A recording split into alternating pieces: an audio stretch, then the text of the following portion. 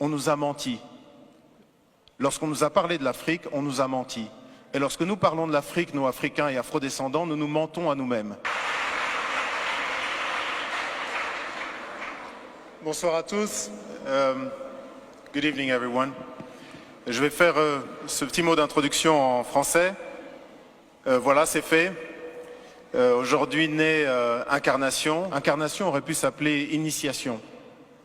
Et Incarnation démarre, vous allez le découvrir ici en rentrant, sur un constat qui est fort, sur une déclaration, une affirmation qui est très forte.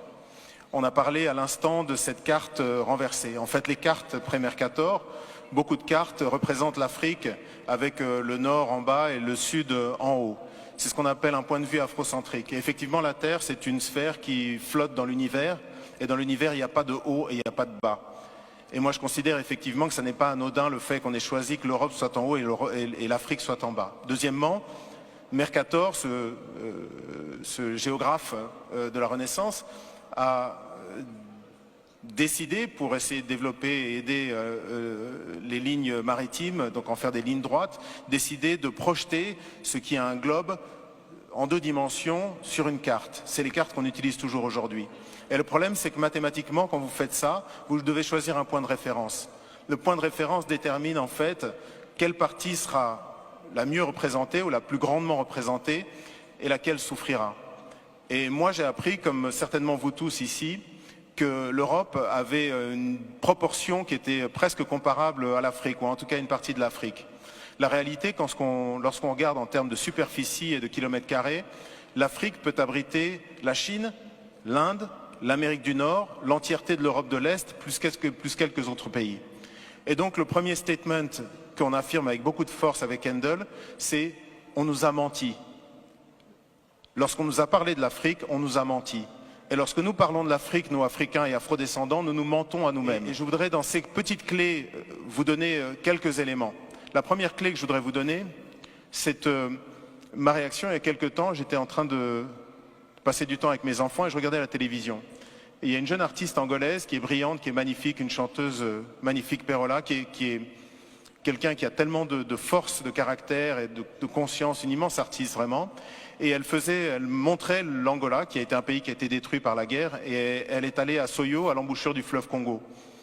Et à Soyo, à l'embouchure du fleuve Congo, il y a une pierre sur laquelle Diego Cao, donc un explorateur portugais, a marqué donc des inscriptions pour dire qu'il était arrivé là, en 1482, donc 10 ans avant que Christophe Colomb n'atteigne les rives de l'Amérique du Nord. Et cette jeune chanteuse a dit en portugais, je vous le traduis en français, elle a dit voilà, 1482, Diego Cao arrive ici et c'est maintenant que commence notre histoire. Et j'ai sauté sur place, j'étais vraiment saisi en me disant mais comment est-ce que cette femme qui est une artiste tellement consciente, tellement belle, comment est-ce qu'elle peut penser que notre histoire a commencé le jour où un blanc a posé le regard sur un noir? Et ça, de même que la carte, ça n'est pas quelque chose d'anodin. À un moment là où l'Afrique est obligée de se projeter dans le 21e siècle, à un moment là elle est toujours un réservoir de croissance pour le monde entier et d'enrichissement à part pour l'Afrique elle-même, je pense qu'il faut effectivement que nous, les Africains et les Afrodescendants, mais également, c'est un fait qui s'établit pour le monde entier, que nous arrivions à réfléchir sur à quel point nous sommes orphelins de l'Afrique. Vous savez, ce concept de mémoire fantôme, lorsqu'on vous ampute une jambe par exemple, vous avez une démangeaison où l'orteil vous gratte, mais il vous gratte terriblement et vous êtes absolument persuadé que c'est votre orteil, même si vous savez que vous n'avez plus d'orteil. Et bien c'est un peu ça le sentiment que beaucoup d'Africains finalement ressentent par rapport à l'Afrique, c'est cette espèce de douleur de mémoire fantôme. Et aujourd'hui, cette exposition essaye d'adresser cette question-là. Réapprenons, nous, les Africains, mais aussi tous les gens qui ont un intérêt par rapport à ce continent, à nous regarder.